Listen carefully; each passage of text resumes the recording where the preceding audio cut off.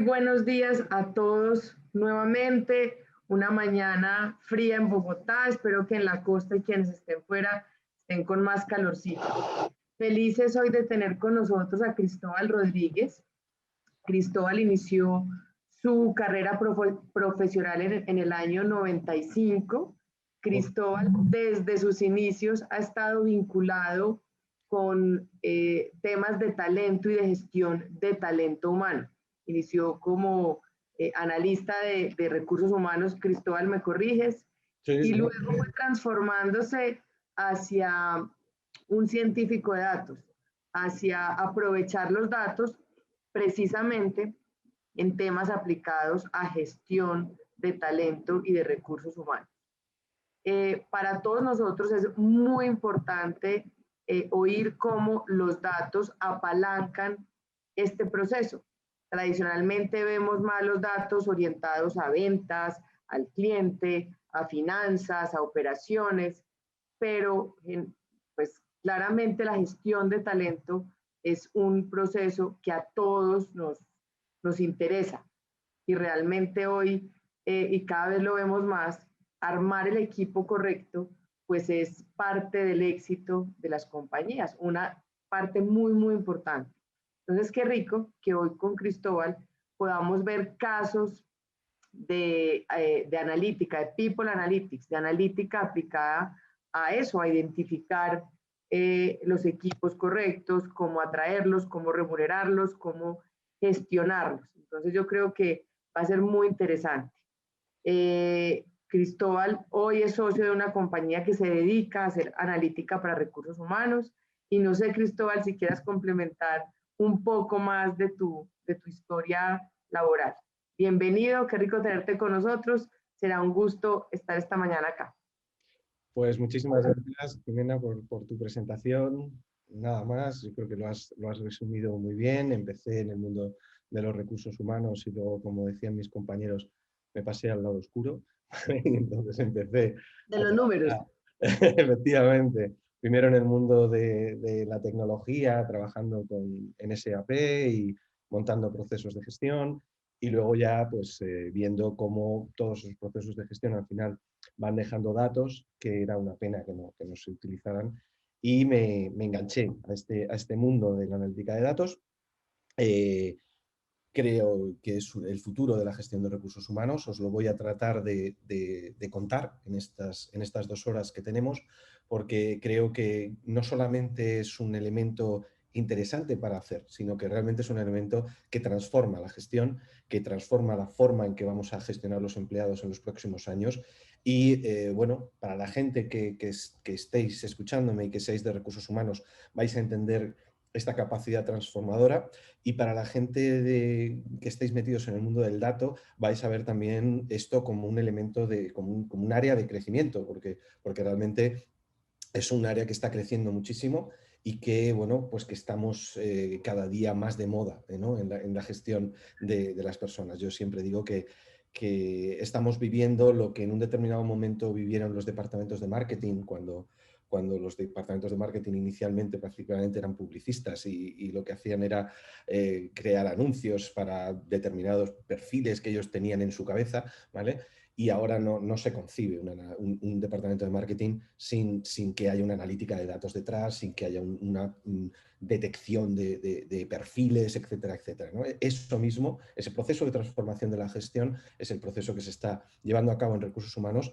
Empezaremos nuestra sesión hablando de todo esto y luego finalmente en la última parte estaremos viendo una serie de casos de uso. He tratado de salirme, siempre lo trato de hacer, ¿no?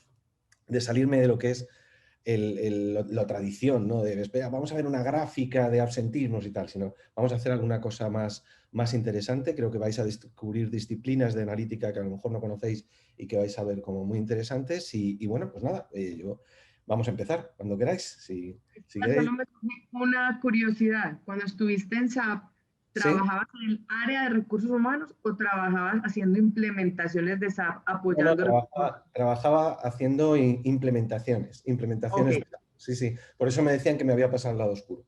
Ok. Porque me había ido a la parte más tecnológica y a la parte más operativa de la gestión de recursos humanos, ¿no? Ok. Y siempre me fue interesante haber estado antes en la parte más funcional, ¿no? Porque cuando uno está trabajando en tecnología, si conoce el otro lado, si conoce cómo se Entonces, piensa en el otro lado, te es mucho más sencillo pues desde hacer una toma de requerimientos a entender realmente lo que están buscando esas personas, ¿no? Y bueno, mi formación en recursos humanos y mi experiencia en recursos humanos me vino muy bien para empezar a montar estos procesos. Montando procesos yo creo que se aprende muchísimo de todo, porque al final tienes que conocer muy bien cómo se hacen las cosas para implementarlas sobre una herramienta informática, y todo ese aprendizaje al final, bueno, pues se ve plasmado en lo que es el aprovechamiento de los datos, ¿no? El crear esos casos de uso que sabes que pueden ser muy útiles y que muchas veces las herramientas tradicionales pues no están cubriendo, ¿no? bueno, pues ¿Vale? nada, qué rico escucharte hoy acá. Muy bien. Bienvenido. Pues Y voy a empezar a compartir pantalla, con lo cual voy a dejar de veros, ¿vale? Cualquier cosa, pues ya me avisáis y me decís y yo ya pues voy.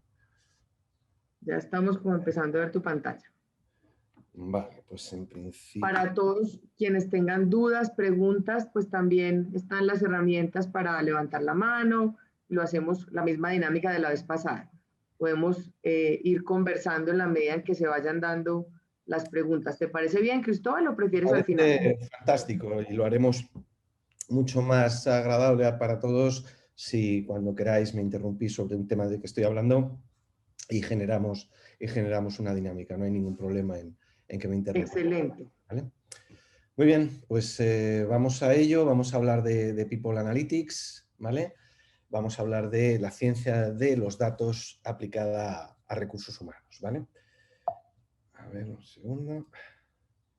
Este soy yo, ¿vale? Ya me han presentado y ya hemos estado hablando mucho de mí.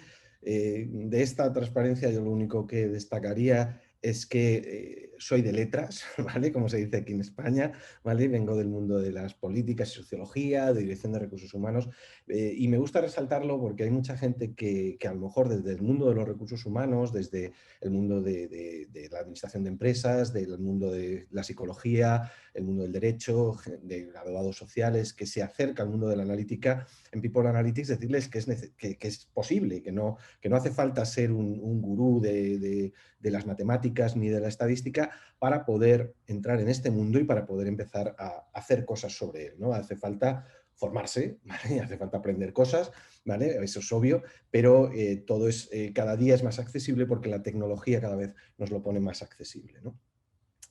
Bien, voy a empezar hablando y haciendo una definición. Es una definición propia, pero es una definición que me parece a mí que engloba un poco todo lo que yo entiendo dentro del mundo de People Analytics y que vamos a ir desmenuzando a lo largo de esta presentación, ¿vale? Entonces, partimos de una idea que es que People Analytics es la utilización de análisis avanzado de información para gestionar personas, incorporando evidencias objetivas de su comportamiento, nuevas fuentes de datos, nuevas técnicas que nos permiten tener una visión mucho más completa e integrada del empleado. Tras esta definición, ¿vale? Lo primero que podéis ver es que, por ejemplo, yo no he puesto Big Data, ¿vale? Veremos a ver por qué, pero no, esto no va de Big, ¿vale? No va de grandes volúmenes de datos, ¿vale? Los grandes volúmenes de datos en recursos humanos todavía no se gestionan, porque no tenemos, porque tú coges la empresa más grande que tengáis en Colombia, yo cojo la empresa más grande que tenga en España, cojo todos sus datos de personas, los pongo en un fichero y me dan 5 teras, no me da mucho más, ¿vale? O sea, no son procesos de alto volumen de información. Sin embargo, sí que todas estas herramientas que han crecido asociadas al Big Data y todos estos procesos de gestión que han crecido vinculados a este entorno, ¿vale? Sí que nos permiten empezar a hacer cosas con los datos de los empleados, como utilizar análisis avanzado, incorporar evidencias objetivas, nuevas fuentes de comportamiento, nuevas fuentes de datos, perdón, visión más completa, que componen todo ese concepto que hoy en día representa y hablamos de People Analytics. De lo primero que vamos a hablar, entonces, es de las nuevas fuentes de datos, ¿vale? Las nuevas fuentes de datos en las que partimos, ¿vale?, de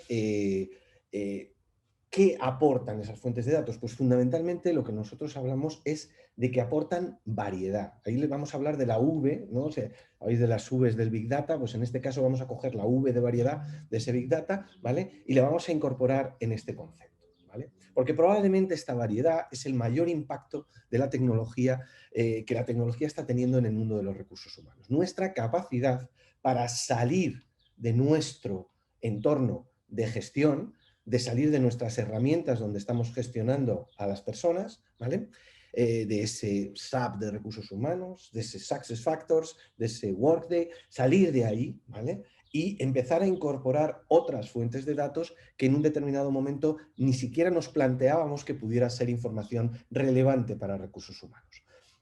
Estamos hablando de poder entrar en otras áreas de la compañía a buscar información y romper esos silos de información y entrar a ver información de ventas asociada a nuestros empleados para incorporar esos datos en nuestros algoritmos. Estamos hablando de entrar en financiero, por ejemplo, para buscar determinados datos financieros asociados a nuestros empleados, pero también estamos hablando de incorporar fuentes de datos que en un determinado momento, por su naturaleza, nuestra tecnología no era capaz de procesar. ¿Vale? Estamos hablando de informaciones no estructuradas, estamos hablando de informaciones tremendamente flexibles, de informaciones que nos hacen pues, un anuncio de un estudio que nos ha hecho una consultora. Lo fundamental en este aspecto es pensar que nada está prohibido y que podemos entender que cualquier información que nosotros consideremos relevante para recursos humanos puede ser relevante para recursos humanos y deberíamos de poder tener el derecho a utilizarla, ¿vale?, dentro de la organización. Y esto nos empodera como departamentos de recursos humanos. ¿Por qué? Porque supone que vamos al origen del dato. Nosotros ya no vamos a depender o no queremos depender de una información que alguien nos dé, sino que vamos a ir directamente a coger la información que necesitamos en el momento que lo necesitamos. Si nosotros estamos en una gestión tradicional de la información de recursos humanos, en esa información tradicional, la mayoría de la información que le entra a los departamentos de recursos humanos es una información procesada. A mí me gusta poner la imagen del niño que está tomando un potito, ¿no? Una papilla de comida, ¿no? ¿El niño qué es? El niño es demandante, ¿vale? Él demanda y dice, oye, dame de comer. Y eso es lo que hacen muchos departamentos de recursos humanos. Dicen, oye, no tengo información, darme la información. Darme la información del desempeño, darme la información de las necesidades de formación, darme la información sobre el commitment, darme información sobre cómo se comportan mis empleados, ¿vale? Cuando uno es demandante, ¿vale?, lo que evidentemente hace es pasar trabajo a otras áreas de la compañía, ¿vale? Incorporar esa información que nos envían esos departamentos de la compañía, esos mandos intermedios a los que hago trabajar, supone también incorporar una información que ya de nacimiento viene sesgada. Es decir, vamos a incorporar no el origen de la información, sino una información que ha sido antes preprocesada por una serie de personas que están tratando esos datos. Con lo cual nuestra información es sesgada y además en muchos casos es muy cara, ¿vale? Porque eso no lo evaluamos, porque no evaluamos cuánto nos cuesta las horas de trabajo que está dedicando la gente a generar esa información que entra en el Departamento de Recursos Humanos. Entonces, fijaros que de un lado estamos hablando de una información que nos cuesta dinero, ¿vale?, que muchas veces no está valorado económicamente, pero nos cuesta dinero obtener y nos cuesta dinero meter en nuestro Departamento de Recursos Humanos para poder analizar, y encima es una información que tampoco muchas veces tiene una calidad especialmente buena. Uno, por el sesgo. Dos, porque durante mucho tiempo, tradicionalmente, los departamentos de recursos humanos no devolvían tampoco una información especialmente de calidad a las unidades de negocio, con lo cual la unidad de negocio terminaba desconfiando del propio proceso y rellenando esa información pues, de una manera, en algunos casos, pues bastante mediocre y bastante rápida, ¿vale?, aportando una información que realmente no tenía una digamos, calidad demasiado importante, ¿no? Entonces, el primer elemento que nos aporta incorporar este concepto de People Analytics es vete al origen, ve al origen del dato, saca tú el dato y mételo en tu proceso. Eso es lo que te va a dar una información mucho más objetiva. A partir de ahí, ¿vale? Tenemos que tratar de superar esas barreras en esa variedad, ¿vale? Superar la información estructurada, ¿vale? Esa información estructurada, ¿cuál es? Esa información estructurada es la información que nosotros tenemos en nuestros sistemas de gestión, donde nosotros tenemos las nóminas, donde nosotros tenemos la gestión de talento, la gestión de la formación, y donde durante mucho tiempo hemos tratado de estar estructurando todo lo que podíamos, ¿vale? Tratábamos de hacer que nuestros empleados cupieran en una etiqueta. ¿Mm? Y este es un empleado que tiene un máster, ¿vale? Y ya como no sea un MBA y sea un máster un poco más extraño, a ver dónde lo meto, ¿vale? Buscábamos siempre normalizar la información porque nuestros sistemas de gestión necesitaban esa información normalizada, ¿vale? No nos permitían gestionar información de alto nivel de variabilidad. ¿Y qué es lo que nos pasaba? Que los empleados son variables, ¿vale? Y por lo tanto no caben en nuestro sistema de gestión, nuestro sistema de RP, en muchos de sus informaciones. Otro de los elementos que nos indica que necesitamos superar la información estructurada es lo que llamamos la información relacional, ¿vale? Nuestros empleados se relacionan entre ellos y eso tenemos que analizarlo, lo veremos en la sesión de hoy, ¿vale? Tenemos que analizar cómo esos empleados se relacionan porque forma una parte fundamental del comportamiento de un empleado dentro de un entorno organizativo, ¿vale? Por lo tanto, si nosotros partimos de una información que se nos guarda en un sistema tratando de ser normalizada, ¿vale? Y que no incorpora la parte relacional de nuestros empleados, nos perdemos muchísima información. Nos perdemos toda la información de esa variabilidad que tienen los empleados y toda la información de esas relaciones que mantienen nuestros empleados. Todos sabemos que cuando trabajamos en una empresa, nuestros empleados normalmente tienen la misma edad, la misma formación, todos hacen sus trabajos de fin de grado de la misma manera, ¿vale? Todos llevan camisetas amarillas, todos tienen el pelo cortado igual. Esto no pasa, ¿vale? Esto, a no ser que seáis capitanes de una compañía de marines, esto no pasa, ¿vale? Nosotros gestionamos esto. Nosotros gestionamos diversidad. Nosotros gestionamos empleados que son diferentes. Y realmente el elemento y la ventaja competitiva que nosotros aportamos en nuestra empresa a través de nuestros empleados es esa diferenciación que tienen, esa capacidad de diferentes talentos que funcionando de una manera coordinada, ¿vale? Hacen que nuestra empresa funcione fenomenal, ¿vale? Porque cada uno aporta algo distinto. Por lo tanto, tenemos que gestionar esa diversidad. Tenemos que entender que nuestros empleados no van a caber en una etiqueta, ¿vale? Sino que tenemos que gestionar de una manera que nos permita trabajar con grandes grupos, ¿vale? Pero que nos permita también conocer el detalle, es ese detalle el que nos aporta el valor diferencial, el detalle que hace que una persona sea diferente de otra porque ha hecho una tesis sobre un determinado área, porque ha tenido una experiencia profesional previa a nuestra empresa que le da una visión completamente diferente a un determinado problema, ¿vale? Por lo tanto, el primer elemento de esta diversidad es tratar, como os digo aquí, de no gestionar quiénes son nuestros empleados. Eso ya lo podemos hacer muy fácil. ¿Quiénes son? Se llama así, tiene esta edad, está en este departamento, tiene esta antigüedad. Todo eso, ¿vale? Es información estructurada, ¿vale? Pero nada de eso nos va a decir cómo son nuestros empleados. Y lo que tratamos de buscar es eso, es pasar de preguntarnos quiénes son nuestros empleados para preguntarnos cómo son y por lo tanto gestionarlos como son.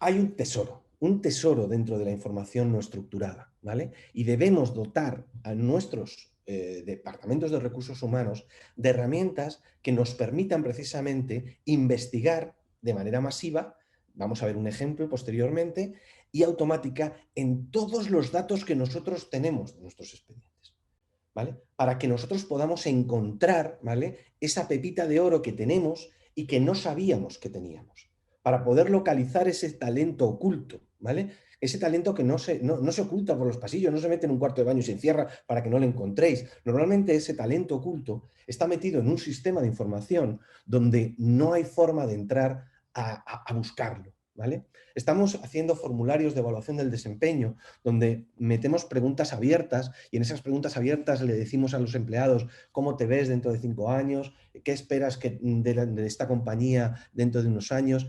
Ellos van, ellos contestan, nos meten unos párrafos de 15, 20 líneas, ¿vale? Si tienen suerte, esa información no estructurada el primer año la leemos, ¿vale? Pero el segundo año, ¿quién la lee? ¿Vale? ¿Quién busca que había un empleado que había puesto que quería ir a trabajar a Colombia o que quería ir a trabajar a España? ¿Vale? Y cuando nosotros estamos buscando a alguien que está, para ver si está dispuesto, no encontramos nadie dentro de la compañía porque no somos capaces de analizar esa información. Y la información no estructurada. Nuestros empleados son seres sociales. Nuestra vida es trabajar y relacionarnos con los demás. Lo estamos pasando fatal con el tema de la pandemia, con el tema de todo online, etcétera, etcétera, porque nos gusta interaccionar, porque nos gusta estar con gente, porque creemos y somos seres creados para eso y generamos nuestro valor añadido en cooperación con los demás. Nuestras empresas se crean para eso. Nuestras empresas son entornos de interacción. Creamos una empresa para coger a diferente gente que conjuntamente realice algo que nosotros ponemos en el mercado. Si el elemento relacional de nuestros empleados dentro de la compañía, si la forma en la que se trasladan información, la forma en la que se generan dinámicas de colaboración, grupos de trabajo, es tan importante, yo os diría, ¿cuántos indicadores en vuestros dashboards, en vuestras empresas, tenéis sobre información relacional?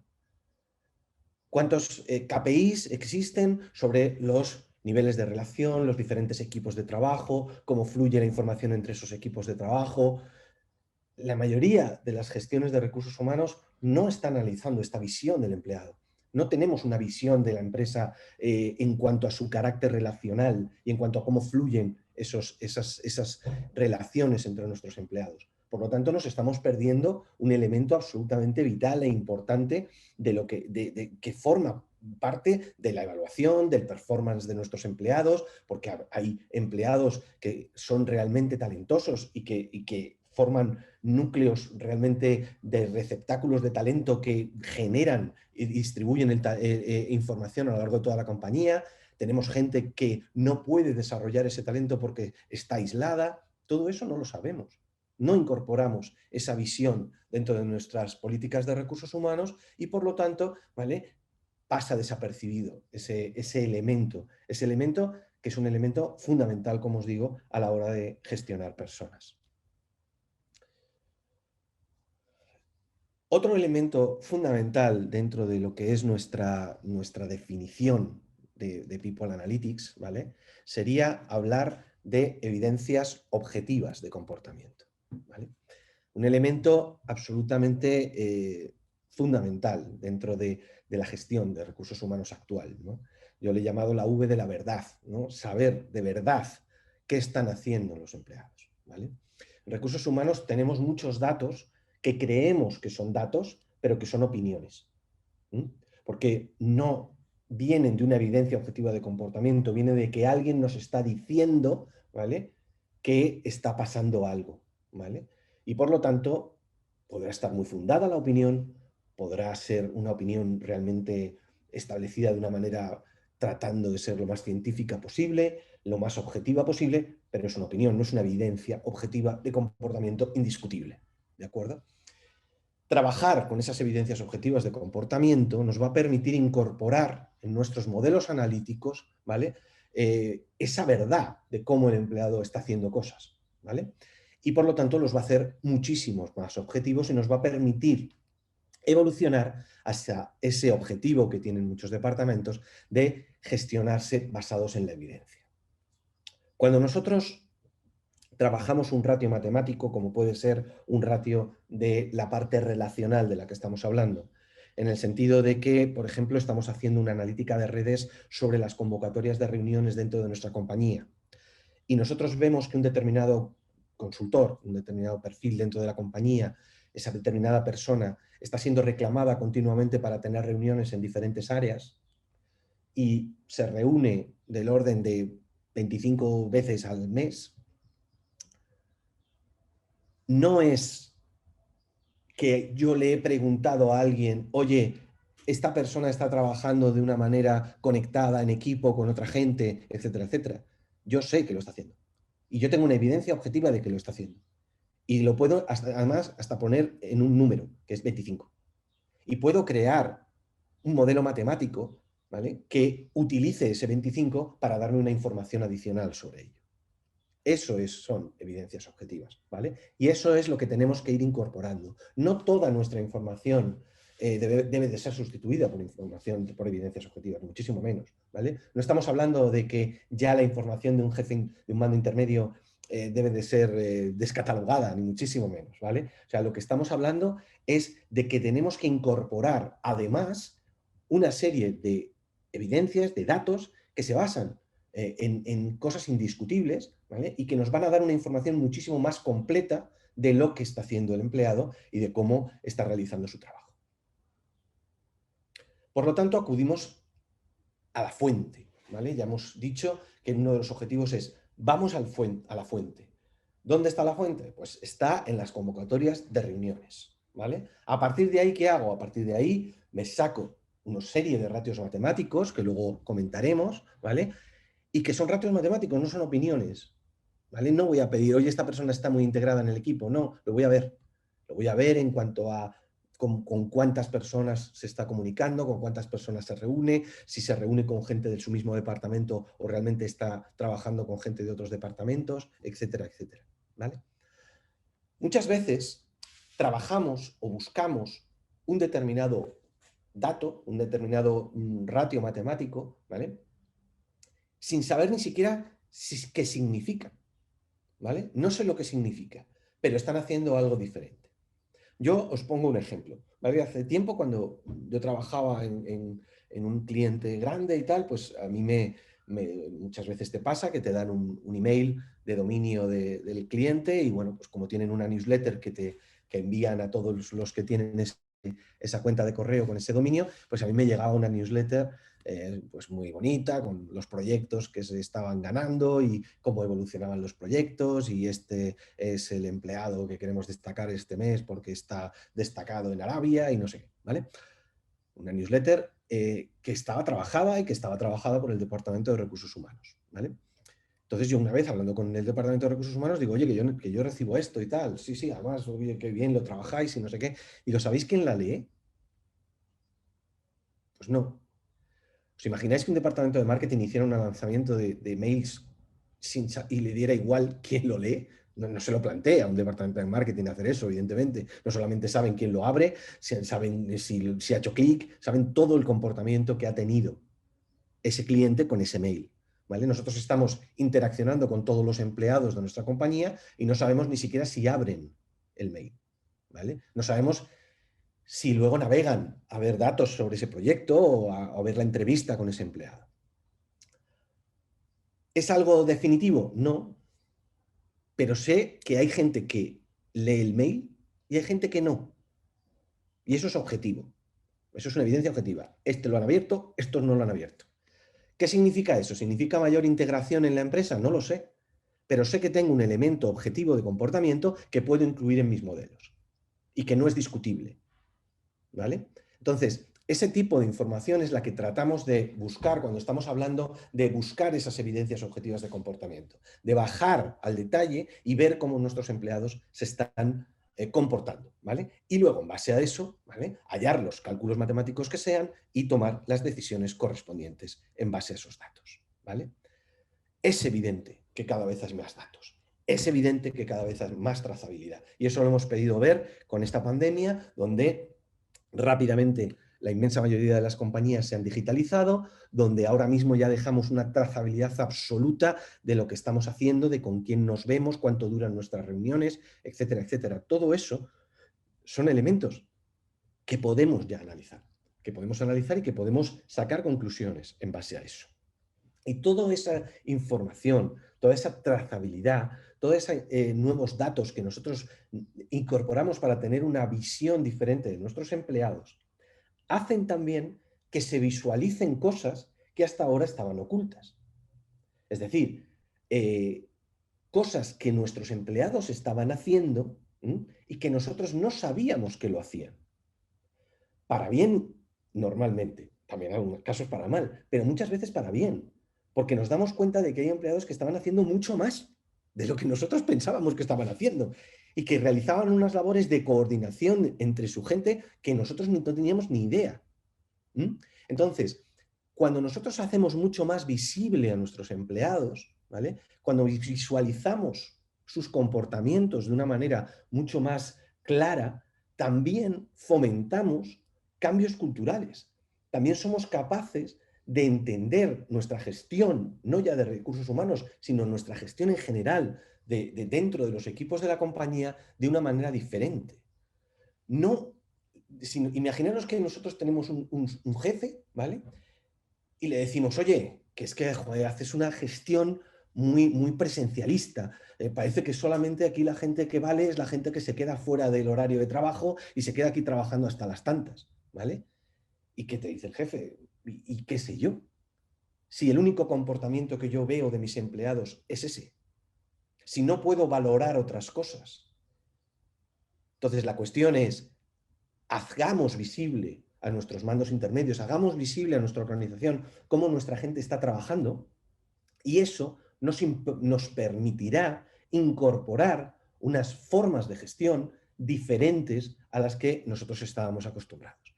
Nos hemos visto obligados durante esta pandemia a teletrabajar en muchos casos, ¿vale? Y ello ha ido generando una serie de dinámicas dentro de la compañía que han hecho que muchas compañías hoy en día ya no se empiecen a plantear el teletrabajo como un sueño, sino que lo empiezan a compatibilizar, empiezan a ver que los trabajos salen adelante independientemente de que la gente está en su trabajo, que a veces hay cosas que es mejor incluso dejarlas que las hagan en sus casas, que se reducen los niveles de absentismo. Empezamos a gestionar de una determinada manera porque hemos empezado a ver, ¿vale?, cosas que antes no veíamos, ¿vale? Eso es un poco lo que pretendemos con People Analytics, que vean otras cosas, que podamos tener una visión de nuestros empleados que antes no teníamos y eso nos puede también permitir realizar esos cambios culturales y valorar otras cosas dentro de la gestión que hacemos de las personas dentro de la compañía. Y entonces, como ya valoramos todo son evidencias objetivas, todos son tal, vamos a ser muchos más justos y vamos a tomar unas decisiones perfectamente acertadas. Pues os pongo un ejemplo. La parte que tenéis a la derecha, ¿vale?, es una campaña que hizo Naciones Unidas, alguna a lo mejor la conocéis, ¿vale?, en la que utilizaba el algoritmo predictivo de Google.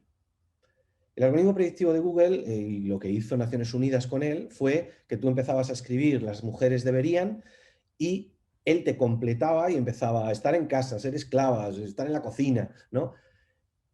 Era real.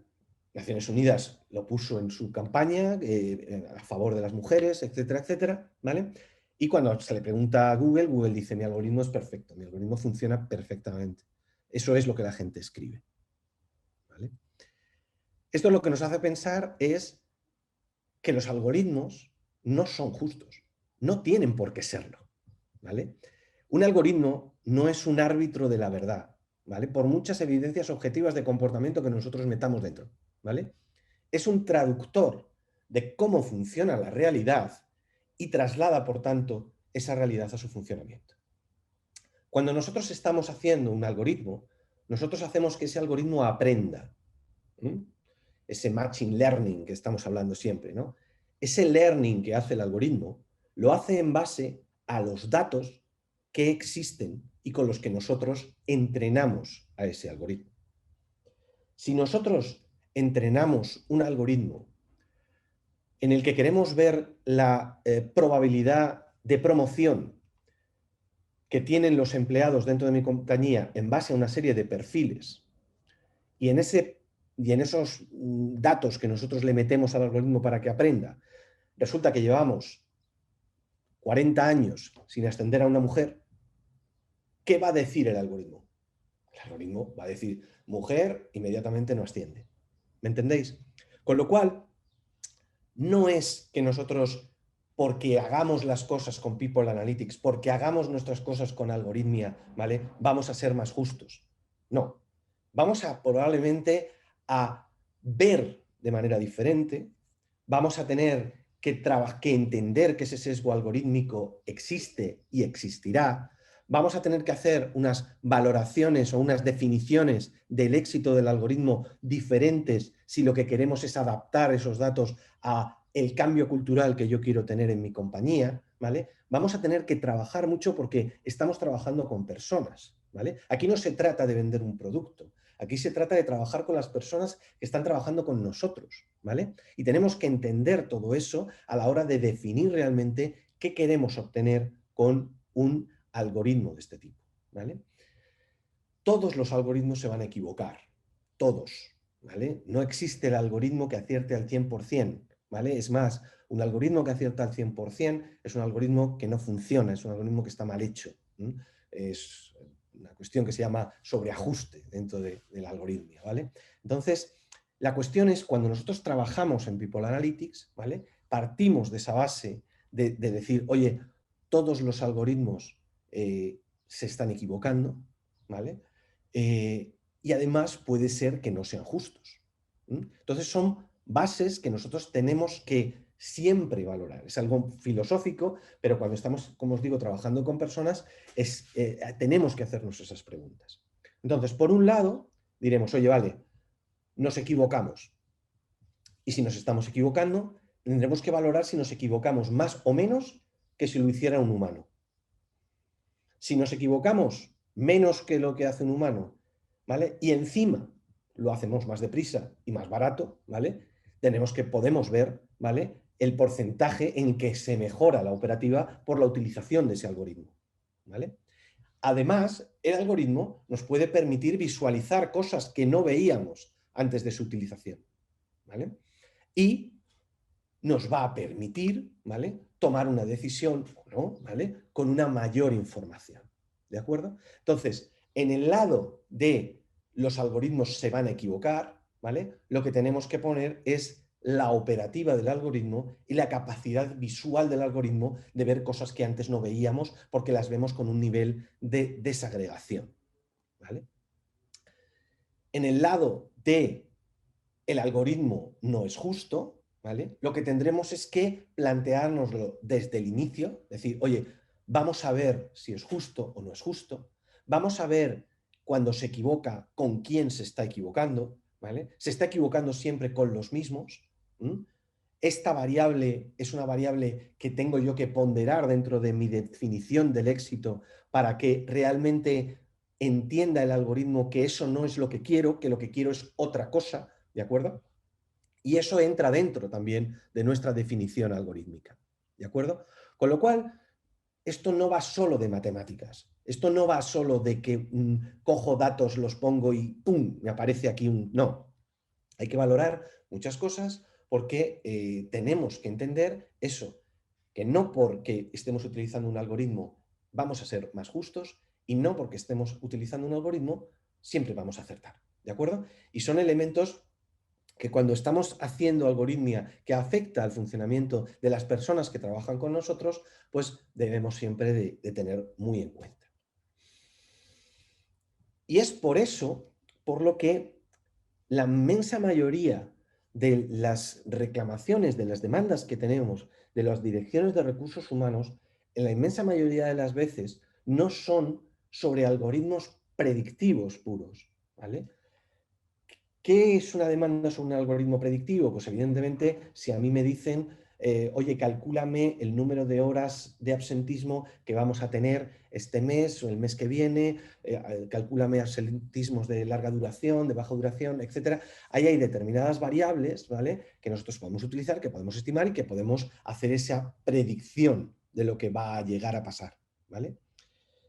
Pero en muchos casos, y sobre todo cuando estamos hablando de gestión de talento, Las demandas que tenemos en cuanto a nuestros clientes no son de algoritmos realmente predictivos, sino que nuestros clientes entienden que esa predicción es tremendamente compleja.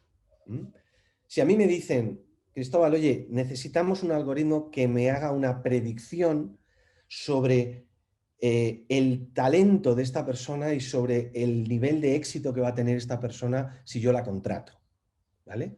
Estamos haciendo un algoritmo que nos va a decir, oye, vamos a detectar que esta persona va a triunfar en la empresa, va a tener su promoción, va a tener su desarrollo profesional, etcétera, etcétera, ¿vale? ¿Qué es lo que nos pasa con ese tipo de algoritmos? Ese tipo de algoritmos son algoritmos tremendamente complejos. ¿Por qué? Uno, porque estamos tratando de predecir algo normalmente en un periodo de tiempo bastante extenso, ¿vale? Una predicción del éxito de un talento, de un reclutamiento, ¿vale? Se va a ver pasados años, ¿vale? Dentro de ese modelo que nosotros estamos desarrollando, ¿qué es lo que nos pasa? Lo que nos pasa es que durante todo ese periodo de tiempo y antes incluso de la entrada en nuestra compañía y después, ¿vale? Ese individuo se va a ver afectado por una serie de variables enormes, ¿vale? De enorme importancia que nosotros no controlamos ni conocemos. No sabemos si va a tener problemas en su casa, no sabemos si se va a casar, si se va a tener una novia de otro país y se va a largar. No sabemos nada de muchísimas cosas que afectan a la vida de esa persona, ¿vale?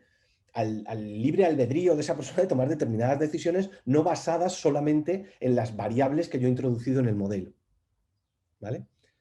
Por lo tanto, nuestro modelo queda cojo, porque hay muchas de las cosas que están afectando a esas decisiones, que son decisiones de personas en su vida, ¿vale? Que yo no controlo. Pero ¿qué me dice el Departamento de Recursos Humanos? Vale, yo doy por bueno eso.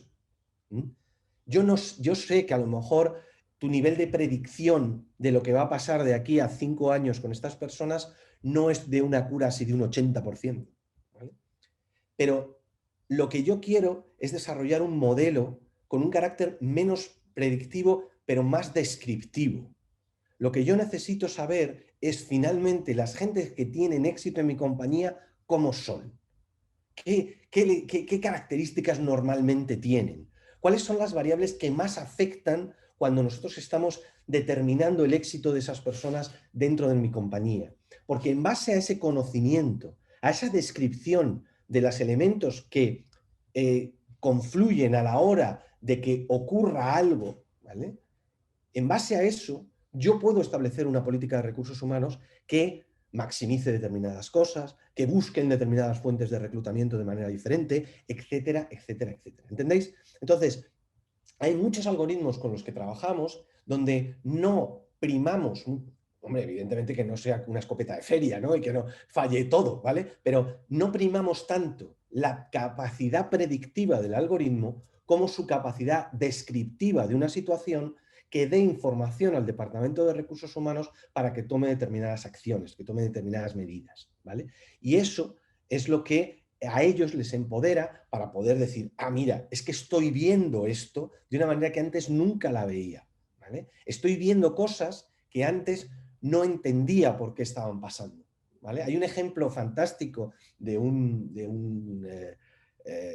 persona dando una charla en TED, en este caso está hablando de People Analytics, no está hablando de People Analytics, está hablando de Big Data en general, ¿no?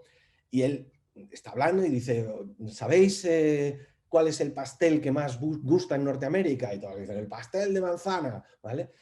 Es evidente que el pastel de manzana triunfa en Estados Unidos, ¿no?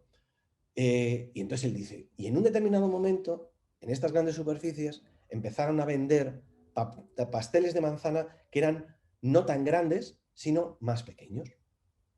¿Y qué pasó?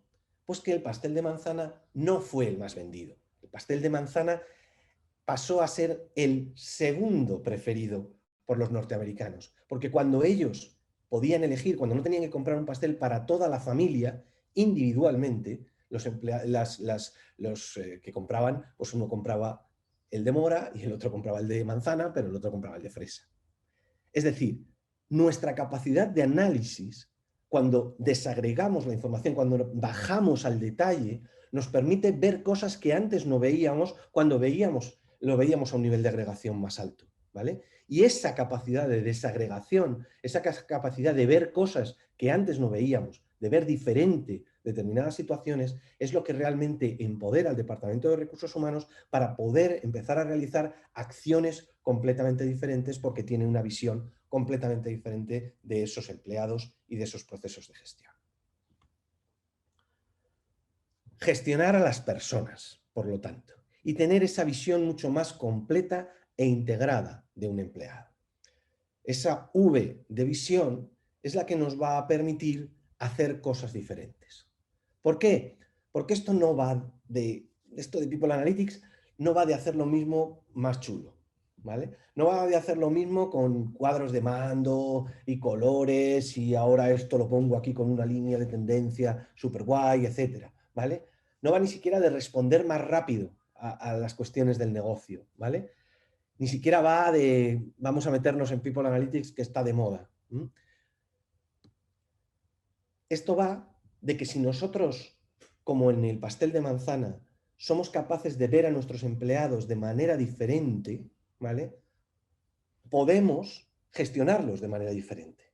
Podemos hacer cosas diferentes cuando estamos tratando con ellos, cuando estamos tratando de generar una política de atracción a nuestra compañía, cuando estamos tratando de generar una política de retención dentro de la empresa.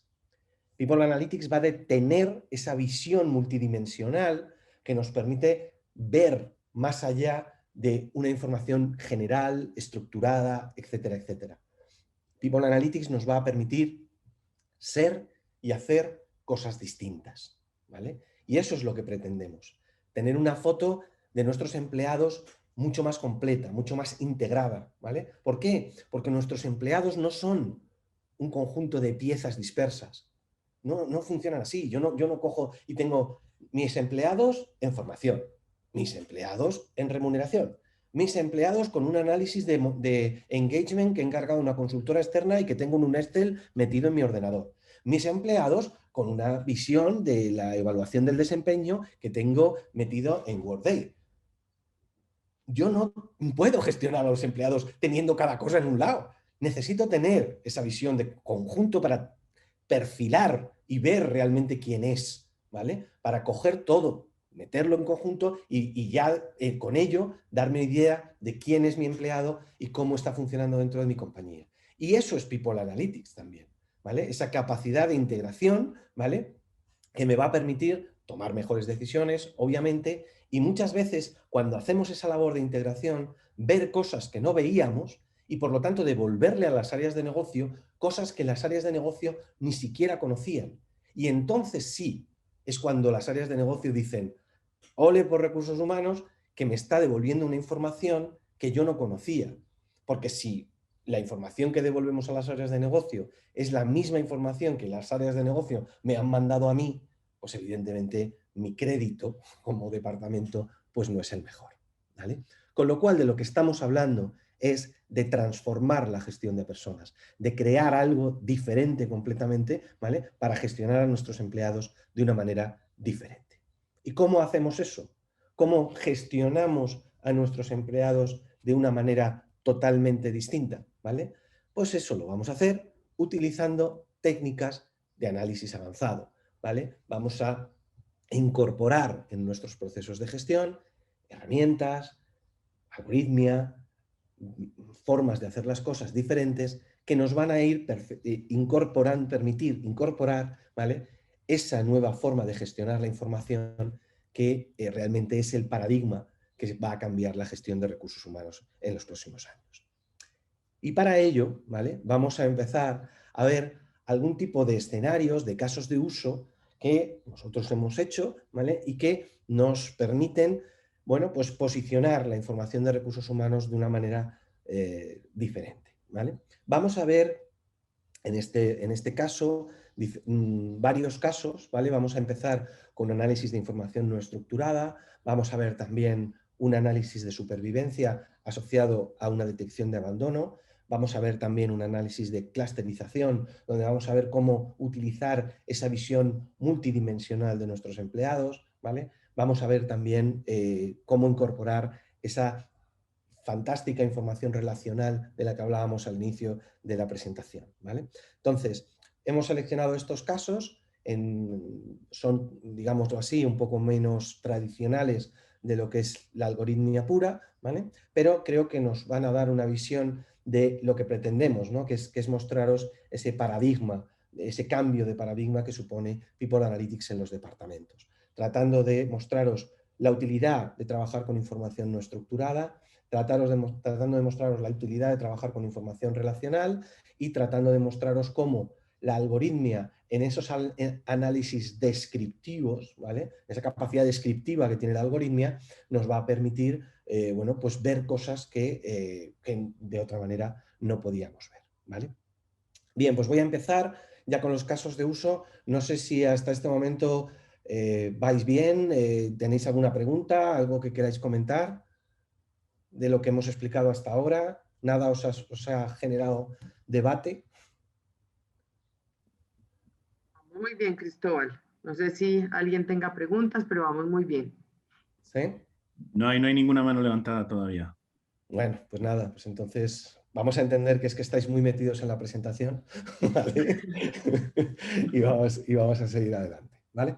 Bien, el primer caso que os traemos a colación es esto de la localización de talento oculto, ¿vale?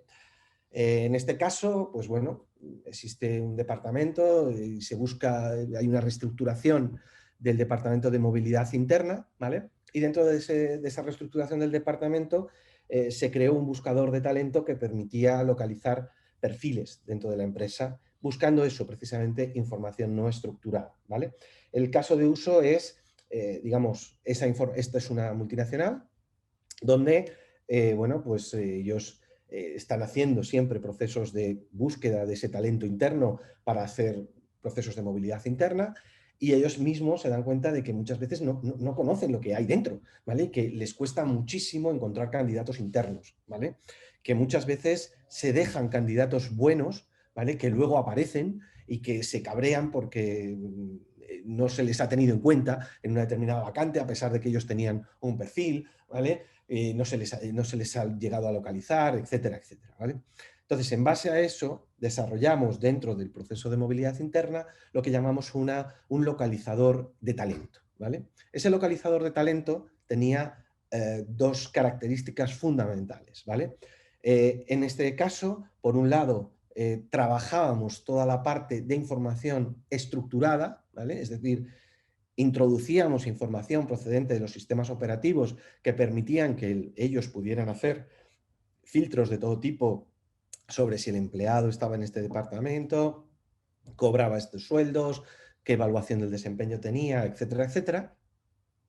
Pero la gran ventaja es que además incorporábamos todo tipo de información no estructurada, donde puede ser un informe de un departamento de selección de personal, donde puede ser un informe de un departamento de movilidad, donde puede haber un currículum vitae, donde puede haber un artículo de prensa que él ha escrito, donde puede haber cualquier tipo de elemento, ¿vale? Incluso los comentarios esos en los campos abiertos que comentábamos anteriormente, ¿vale? Donde nosotros, bueno, pues decíamos, una vez que la persona lo ha puesto y ya nos hemos olvidado, ¿vale? de él, al año siguiente ya no lo lee. Bueno, pues con este tipo de herramientas sí que lo leemos, ¿vale? ¿Por qué? Porque tenemos la capacidad de meter toda la información que sea, ¿vale? Entonces, a partir de ahí, ¿vale? Ellos hacen unas búsquedas, que ahora os voy a enseñar, ¿vale? Y localizan la persona y el perfil que están buscando en ese momento, ¿vale? Creo que esto, sí, ya está. Vale, pues vamos a verlo un poco en directo y vais a entender de qué va esto.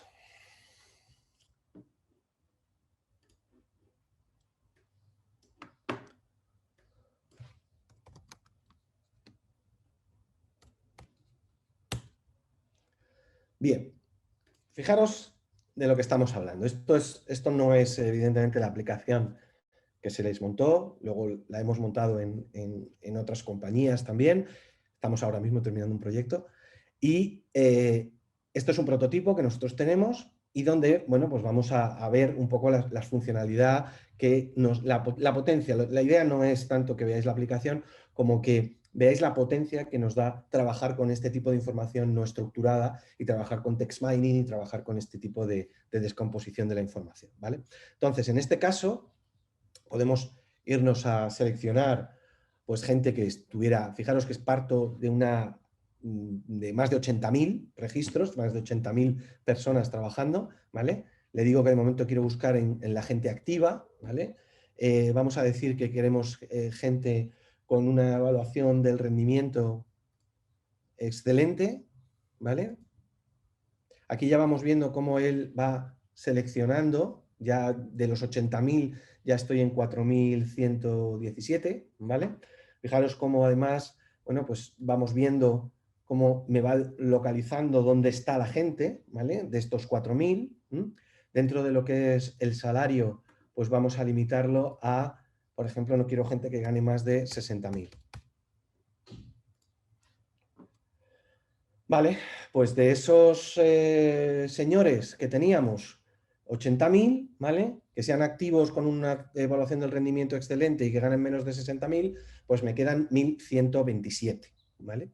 ¿Qué es lo que hacemos ahora? Lo que hacemos ahora es decir, oye, mira, vamos a buscar de una manera natural, vamos a buscar de una manera como si yo estuviera buscando en Google. Entonces lo que hago es meterme en toda esa información que yo tengo sobre los empleados que no está estructurada, ¿vale? Y el hecho de que no está estructurada me hace que sea muy barato de introducir en el proceso, ¿vale? No hay nadie grabando información, nosotros lo que cogemos es un PDF y lo procesamos, y ese PDF pues se mete en una carpeta y ya está. No hay gente grabando y tratando de desmenuzar la información de ese currículum, ¿vale? Tratando de convertir eso en algo estructurado y por lo tanto perder gran parte de la información que contiene, ¿vale? Entonces, en un determinado momento yo estoy buscando a alguien que tuviera experiencia trabajando en el HSBC, ¿vale? Pues mira, tengo 93 personas con estas características que en algún momento han trabajado o han tenido alguna experiencia en el HSBC, ¿vale? Como lo que yo estoy buscando es una persona que además haya trabajado en gestión de fondos, ¿vale? Pues le voy a pedir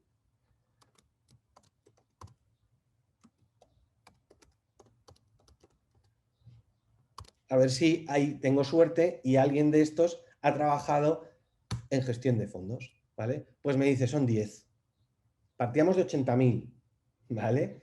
Y ahora, y esto, en muchas compañías que no procesan información no estructurada, supone que si tú le pides a alguien del Departamento de Recursos Humanos, dame a alguien o mira a ver si hay alguien que haya trabajado en HSBC en gestión de fondos, pues se van a dedicar a hacer llamadas y a preguntar a la gente y cosas así, porque realmente no trabajan la información no estructurada de esta manera, ¿vale?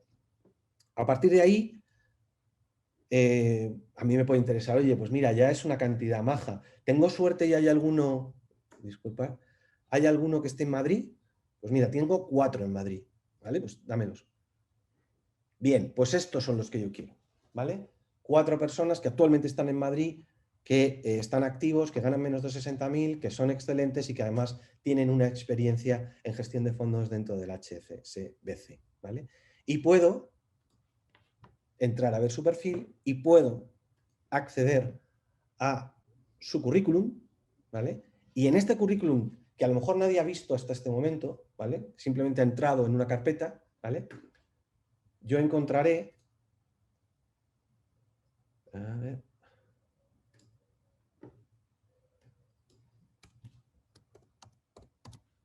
HSBC, ¿vale? Hasta 4 veces en este caso, ¿lo veis? ¿Vale? Y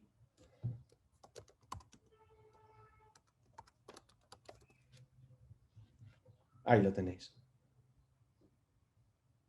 ¿Vale? ¿Qué es lo que hemos conseguido con esto? Lo que hemos conseguido es dotar al Departamento de Recursos Humanos de una capacidad de localización, de búsqueda de gente, ¿vale? Que le permite reaccionar rápidamente ante una petición de negocio, ¿vale? Con una información que además no ha sido especialmente cara de introducir, ¿vale? En este caso estamos viendo esto dentro de un movimiento de movilidad interna, ¿vale? Pero, por ejemplo, vamos a ver a ver si también, en este caso esto es un Word.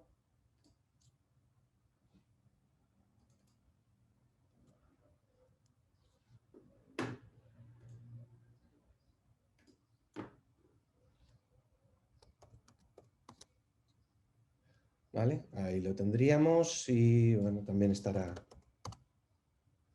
Phone Management, ahí lo tenéis, ¿vale? La idea, ¿cuál es? Imaginaros esto, por ejemplo, en otro escenario en el que estuvimos trabajando en un cliente. En ese caso, no estábamos trabajando la información no estructurada a un nivel de movilidad interna, sino que lo estábamos moviendo a un nivel, al contrario, a un nivel de candidaturas. Tenemos un escenario en el que un cliente lo que está haciendo es, bueno, es un cliente muy grande del sector turístico en España, cuando llegan los meses de verano, sus niveles de contratación son gigantescos, recibe miles y miles de currícula y los técnicos de selección son prácticamente incapaces de procesar todo aquello, ¿no? ¿Qué es lo que hacemos? Lo que hacemos con esa currícula, en este escenario de información no estructurada, lo que hacemos con esa currícula es la procesamos. En ese caso, además, nosotros hacíamos un proceso de preclasificación en el que lo que hacíamos era que comparábamos con unos currículums prototípicos, ¿vale? Los currículums con los de cada uno de los empleados y clasificábamos a nuestros empleados, digamos, con su porcentaje de adecuación a esos perfiles prototípicos, ¿vale? En base a las palabras que se estaban utilizando. Entonces, los currículums que llegaban a la compañía pues se iban metiendo en unas carpetas, nosotros cogíamos esas carpetas, indexábamos toda esa información, ¿vale? Y una vez que estaba indexada esa información se ponía a disposición de los técnicos de selección. ¿Qué hacían los técnicos de selección? Pues cuando buscaban una camarera de hotel, ¿vale? Pues eran capaces de entrar directamente y poner, necesito una camarera de hotel con una adecuación al puesto mínimo de un 75%, ¿vale? Vamos a ver también que tenga algún curso de hostelería, ¿vale? Y lo ponían también. Y en algún caso incluso, como eran personas que estaban dentro de la misma zona, etcétera, etcétera, decían, oye, ¿y ha trabajado en el Hotel El Bosque? Y le salían 3. Tiempo de búsqueda, 3 minutos, ¿vale? Sobre miles y miles de currículums, ¿vale? Eso es lo que transforma, ¿vale? Eso es lo que realmente empodera al Departamento de Recursos Humanos para hacer esa capacidad de búsqueda del detalle, de búsqueda de encontrar la diferencia, porque era importante encontrar a esta persona, porque esta persona ya había trabajado en ese hotel, con lo cual hay muchas cosas que ya se sabe, ¿vale? La forma ha sido esa y el que esta persona entrara y yo la pueda localizar ha tenido un coste ridículo para la organización. Nadie ha tenido que grabar esa información. Ese es el poder de la información no estructurada que deberíamos de tratar como un diamante absolutamente en bruto en los departamentos de recursos humanos y que deberíamos de incorporar. Acordaros, siempre es lo mismo, es trabajar con herramientas que nos permitan trabajar grandes volúmenes de datos, pero que nos permitan ver también en el detalle, ¿vale? Y eso es lo que nos permiten el trabajar con esta información no estructurada.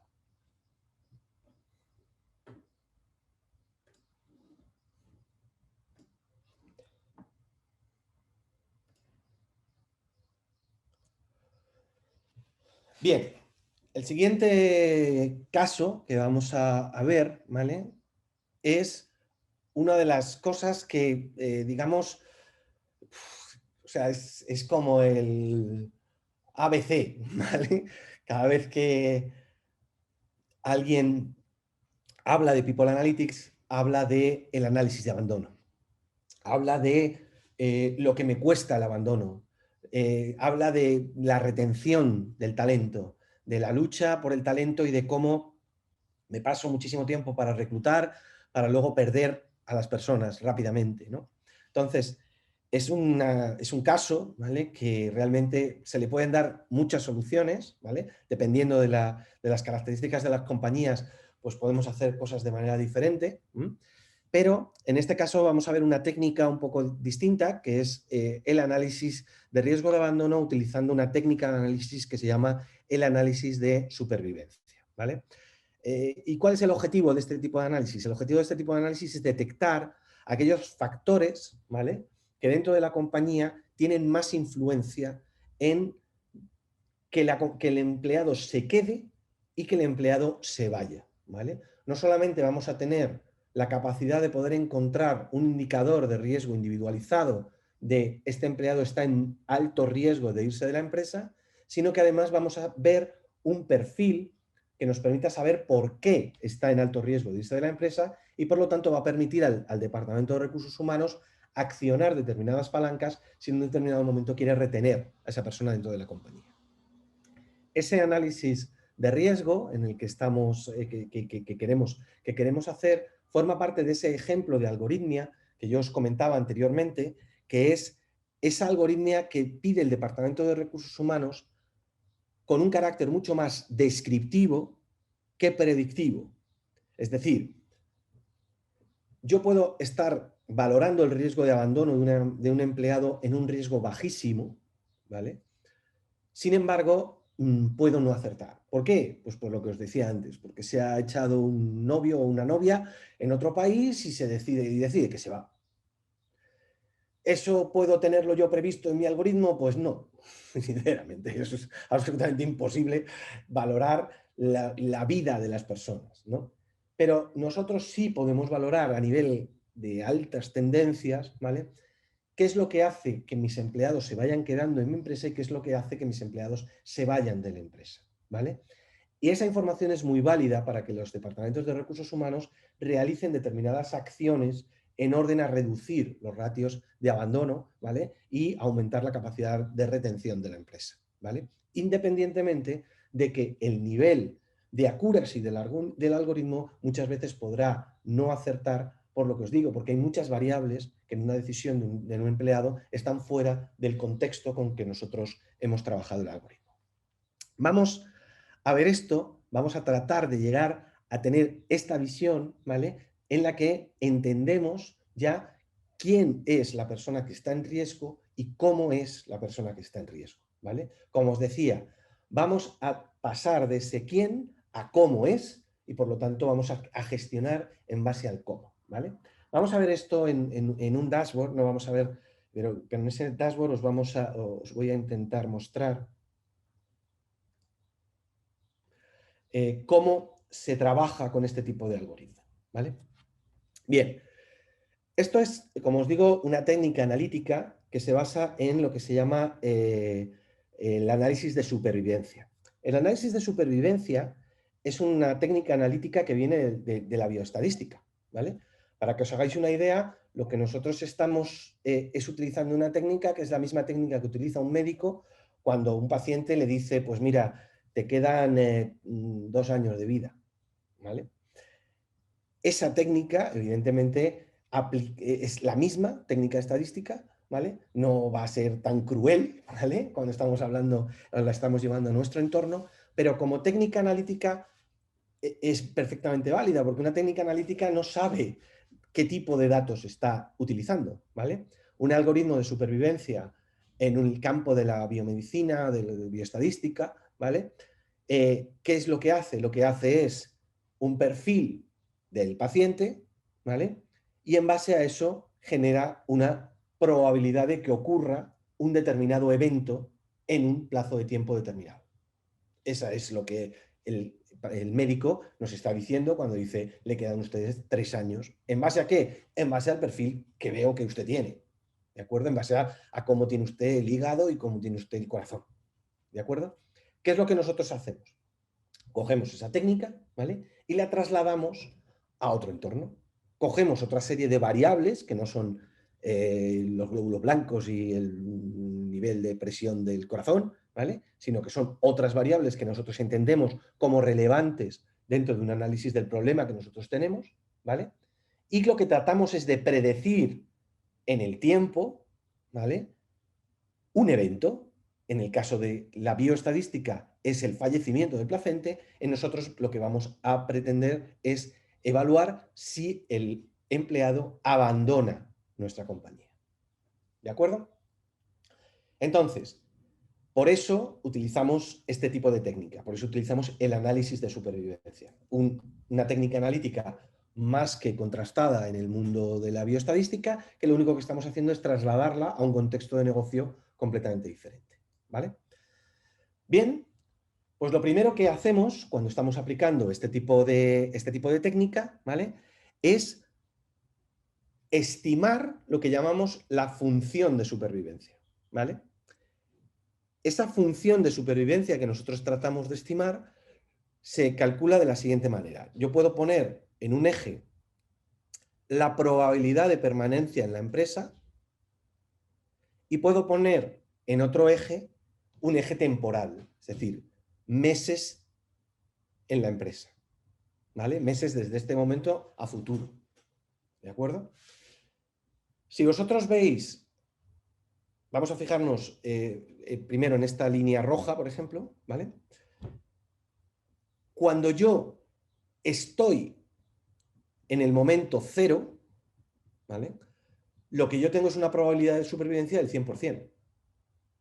¿Por qué? Porque estoy aquí, estoy en la empresa, ¿vale? No me he ido. Si no me he ido, si ya me he ido, no me calcules mi riesgo de abandono, ¿vale? Pero si estoy en el momento cero, ¿vale? En el momento cero, mi probabilidad de supervivencia es el 100%, ¿vale?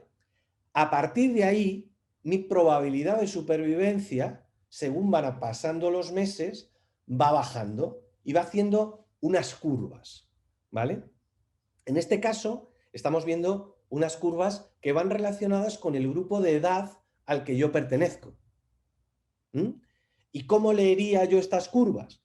Pues estas curvas yo las leo diciendo, oye, mira, la gente de menos de 25 años, su probabilidad de abandonar la compañía es muchísimo más alta en los próximos meses que una persona de 50 a 55 años. Fijaros cómo las curvas son completamente diferentes. Espero que me vayáis siguiendo, ¿vale? Si alguien se pierde o tal, que me interrumpa, no hay ningún problema, ¿vale? O sea, lo que estamos viendo son curvas diferentes dependiendo del grupo al que va perteneciendo el empleado, ¿de acuerdo? Con lo cual, yo lo que estoy viendo es cómo se comporta, ¿vale? Esa curva y cómo el riesgo, evidentemente, de un empleado de menos de 25 años de irse de la empresa es mucho más alto que el de una persona de 50 a 55 años. ¿Lo veis? ¿Vale? Estas curvas, que se llaman curvas de supervivencia, ¿vale?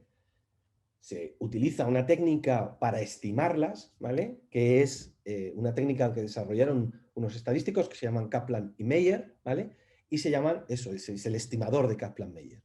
Entonces, en ese estimador de Kaplan-Meier, yo le digo, oye, mete la edad de las personas y dime, ¿vale? Cómo están, que si afecta esta variable en cuanto a tener curvas de supervivencia diferentes. Fijaros que lo bonito de esto es que habrá variables donde sus curvas de supervivencia sean prácticamente idénticas, sean prácticamente paralelas. ¿Qué es lo que nos dice eso? Lo que nos dice es que esa variable no afecta a el tema de abandono de la compañía, sino que da igual que seas hombre o mujer. Hombre o mujer, sus curvas de supervivencia son prácticamente idénticas, ¿vale? Si yo voy seleccionando otras variables, pues vamos a ver, por ejemplo, cursos en el último año, ¿vale? ¿Veis cómo hay valores de la variable que son prácticamente iguales, ¿vale? Quizá aquí se diferencia un poquito más, ¿vale? Pero las rojas y los verdes son prácticamente, se comportan muy iguales y sin embargo, no dar formación tiene un comportamiento completamente diferente. ¿Lo veis? ¿Vale? Entonces, lo primero que hacemos con este estimador de Kaplan-Meier es determinar qué variables son relevantes, qué variables del contexto de variables, del conjunto de variables que yo tengo, realmente se ven impactadas por el evento de abandonar la compañía. Y a veces tenemos sorpresas. Y a veces vemos, por ejemplo, que el género no influye. A veces vemos que la satisfacción en el trabajo no influye, ¿vale? Y que influyen otros valores completamente diferentes, ¿vale? Por ejemplo, hacer horas extras o no hacerlo, ¿vale? El comportamiento de quien hace horas extras y quien no lo hace tiene un comportamiento totalmente diferente, ¿vale? Partimos de que los dos al principio tienen unos niveles de supervivencia muy parecidos, pero luego rápidamente cuando llevas ya muchos más meses haciendo horas extras, pues ya te separas, ¿vale? Por ejemplo, las acciones tener acciones o no tener acciones de la empresa, ¿vale? Al final nosotros de todas las variables seleccionamos aquellas que consideramos relevantes para el problema que estamos tratando. ¿Y eso ya qué permite a nuestra compañía? Permite a nuestra compañía empezar a ver la compañía de una manera diferente. Empezar a ver, ¿vale?, que, por ejemplo, en esta que estamos viendo, el ejecutivo de ventas es la posición que más influye en el abandono, ¿vale? Todo lo demás son posiciones que retienen, son posiciones que, digamos, hacen que el empleado se quede, ¿vale? Pero ser ejecutivo de ventas, pues probablemente sin que no llega a incrementar el riesgo, pero no lo reduce. Vamos a ver la edad, que era lo que veíamos antes. Fijaros el gráfico de la edad, qué bonito, ¿vale? Cómo estamos viendo cómo según el empleado va cumpliendo edades, ¿vale?, su riesgo de abandono va bajando, ¿vale? Y hasta que se mete ya dentro de la empresa y en vez de incrementar el riesgo de abandono, lo que hace es que lo reduce. ¿Lo veis? ¿Vale? Podemos ver los cursos del último año y vemos cómo dar formación retiene en la empresa. ¿Lo veis? En el momento en que yo estoy dando formación, estoy reteniendo al empleado en la compañía. Incluso desde el Departamento de Recursos Humanos, si tengo una visión de la formación específicamente de retención, ¿vale?, puedo plantearme que no retengo mucho más dando más de 4 cursos, ¿vale?, que puedo distribuir más mi formación entre más empleados y obtengo el mismo nivel de retención, como veis, ¿vale? ¿Cómo estamos viendo? ¿Cómo llegamos a todo esto? ¿Vale? A todo esto, fijaros cómo retiene no hacer horas extras, ¿vale? O el estado civil, ¿vale? Los casados son los que tienen más riesgo de abandono, ¿vale? ¿Cómo llegamos a todo esto? Nosotros calculamos un riesgo del empleado en irse de la empresa, ¿vale? Y en ese riesgo que tiene el empleado en irse de la empresa, lo hacemos con una técnica analítica que es una regresión, que se llama la regresión de Cox, que es la regresión que estamos utilizando para este tipo de análisis desde hace mucho tiempo, ¿no? Esa regresión de Cox, ¿qué es? Es una regresión. Y esa regresión lleva coeficientes, como todas las regresiones.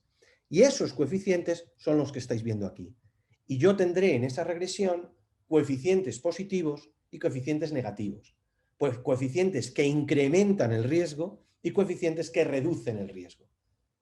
Y eso es lo que, dependiendo de en qué sitio está el empleado dentro de esa variable, se le aplicará un coeficiente que incrementa el riesgo o un coeficiente que lo reduce. ¿Me vais siguiendo? ¿Vale? Claro, tú me decís, oye, pero es que un empleado no es solamente un nivel de cargo, un empleado no es solamente una edad, un empleado no es solamente hacer horas extras o no. ¿Qué es lo que nosotros buscamos? Lo que nosotros buscamos es el funcionamiento combinado de todas esas variables, que es lo que hace la regresión. Lo que hace la regresión es coger todas esas variables, ¿vale?, aplicar, dependiendo de en cada variable en dónde está el empleado, el coeficiente que le corresponde, y en base a eso calcula el riesgo. ¿Qué es? Es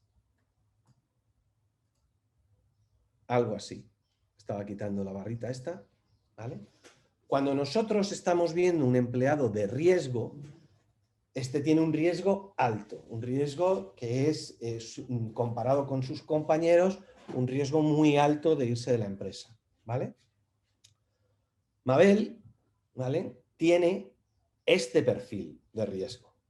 ¿Y ese perfil de riesgo qué es? Es que cuando yo he calculado mi regresión de Cox, ¿vale?, y me ha dicho que Mabel tiene este riesgo, ¿vale?, ha aplicado una serie de coeficientes, ¿vale?, que hacen que ese valor tenga lo que tiene, incrementando su riesgo por los años en el puesto, por su estado civil, por su edad, por su nivel de cargo y reduciéndolo por otras variables. Si nosotros nos vamos a gente que tiene un perfil de riesgo mucho más bajo, observamos cómo, bueno, en este caso es que ni siquiera tiene bolas rojas, ¿vale? Esta persona no se va a ir en la vida de nuestra empresa, ¿vale? Lo que estamos viendo es ¿Por qué no se va? Pues porque le estoy dando formación, por el número de años que lleva en el puesto, porque tiene un nivel de acciones que le retiene, por el nivel de su cargo, por su sueldo mensual, etcétera, etcétera, ¿vale? Entonces, no solamente estoy obteniendo una visión, digamos, de cómo afecta a nivel compañía cada una de las variables, lo cual me permite desarrollar políticas estratégicas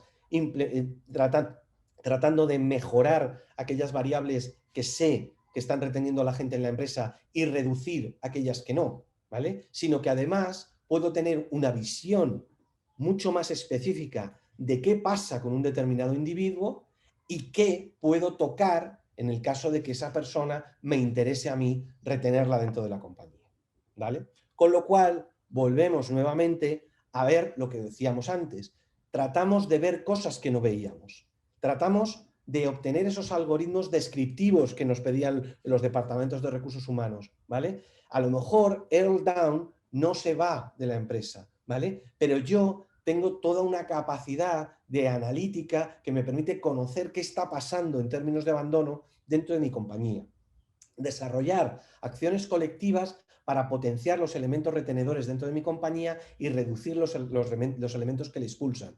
Y en un determinado momento, si bajo a un nivel individualizado, poder ver un perfil de riesgo individualizado de mi empleado y tomar determinadas acciones individualizadas sobre él para hacer ese tipo de retención, ¿vale?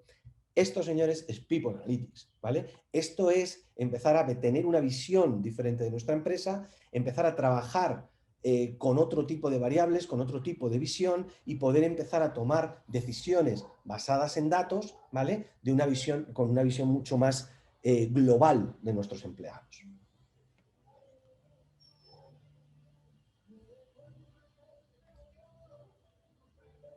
Bien, el siguiente elemento que vamos a poner, disculpadme, se me ha puesto una persona con la música aquí, voy a cerrar la ventana.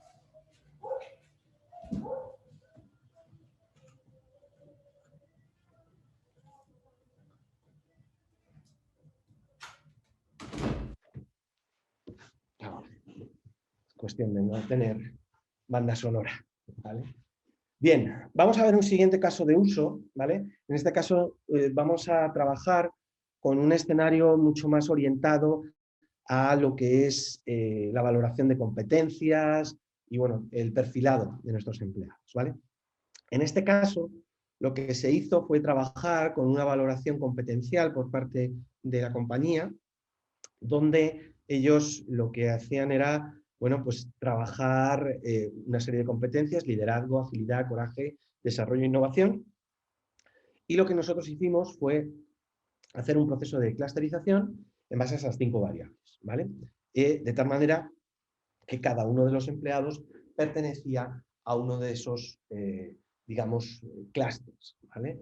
De esos grupos, en base a cómo era el perfil que tenían los empleados para trabajar.